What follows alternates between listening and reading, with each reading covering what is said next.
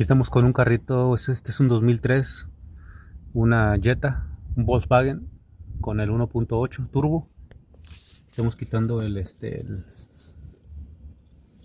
cambiando más bien el sensor del cigüeñal, ya que el carro no prendía rápido hasta que dejó de prender.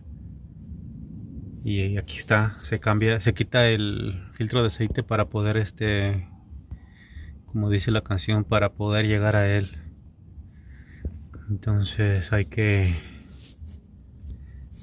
quitar, ese es el número 10. También usa una llave Allen, no me acuerdo qué número será, pero yo usé el 10. Y este es el cablecito, y ya nomás se desconecta de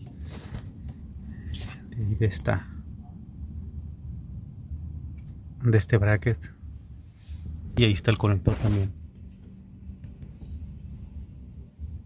Claro, esto se está cambiando porque ya se chocó compresión, gasolina, y el problema es chispa. Y pues ya lo habíamos chequeado desde un principio el código y por ahí va a operar, pero pues siempre hay que chequear las otras cosas también para no andar cambiando cosas así a lo loco. Bueno, ahí está la solución. En estos como del 2000 al 2006 o algo así, todos son lo mismo, algo muy común. Y aquí pues está la prueba de que pues ese sensor estaba mal.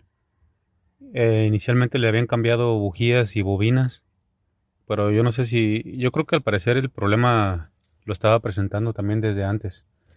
Y como tenía misfires, decidieron cambiarle aquello. Y como quiera también se necesita cambiar la tapa de válvulas, bueno, el empaque, porque está pasando aceite a las bujías. Pero bueno, ya solo voy a hablar con el cliente. Ahora aquí está prendiendo ya el carrito. Ahí está. Y no prendía porque pues no tenía chispa.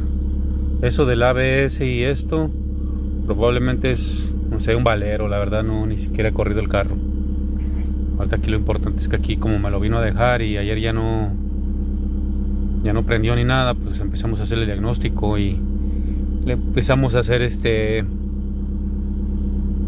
compresión en los cilindros para ver en qué condiciones, en qué tanta salud tenía el motor, ¿verdad? Entonces pues aparenta estar bien, solamente pues no le hacen sus mantenimientos, pero ahí está prendiendo y apagando el carrito como si nada.